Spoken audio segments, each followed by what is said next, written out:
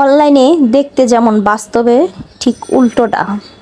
Online থেকে কিছু আচার কিনলাম, তো আচার কিনা ঠকে গেছি। হ্যালো এভরিওয়ান, আসসালামু আলাইকুম। সবাই কেমন আছেন? আশা করছি সব অনেক ভালো আছেন। আমরাও ভালো আছি আল্লাহর রহমতে। সবার ঈদ কেমন কাটলো কমেন্টে অবশ্যই বলে যাবেন। আরেকটা কথা, আপনার আজকে কে কোথা থেকে আমার ভিডিওটা দেখতেছেন অবশ্যই কমেন্ট বক্সে বলে যাবেন। অনেক দিন ধরে ফেসবুকে ঢুকলে এই বিভিন্ন ধরনের আচারের পেজগুলো আমার সামনে আসে, তো দেখে আমার অনেক লোভ লাগছে খাওয়ার জন্য। বিশেষ করে আমার গরুর মাংসের যে আচারটা, ওইটার প্রতি অনেক বেশি লোভ লাগছে। তো আমি যে পেজ থেকে আচারটা নিছি, দেখলাম অনেক ব্র্যান্ড প্রমোটাররাই এই আচারগুলোর ভিডিও দিতেছে। তো ভাবলাম ওনারা যখন বলতেছে ভালো, তো সেটা মনে করে আমিও আচারগুলো অর্ডার দিই। তো আচার বলতে আমি একটা গরুর মাংসের আচার, আর একটা নাগামরিচের আচার, আর একটা চিংড়ির বালাচাও, 3টা কম্বো মিলাইয়া আমি নিছি। তো 3টা কম্বোর দাম পড়ছে 1050 টাকা।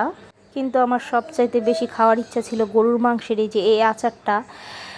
ওনারা এত সুন্দর করে ভিডিওর মাঝে প্রেজেন্ট করে, দেখলে এত বেশি লোভ লাগে। আর বাস্তবে আনার পরে ঠিক উল্টাটা, এই গরুর মাংসের এই আচারটা যখন আমি ভিডিওতে দেখছি, দেখতে এত বেশি লোভনীয় ছিল, কিন্তু এখন এই যে বাস্তবে ঠিক উল্টোটা। তো বোম্বাই মরিচের আচারটা মোটামুটি টেস্ট ভালোই ছিল, খারাপ না।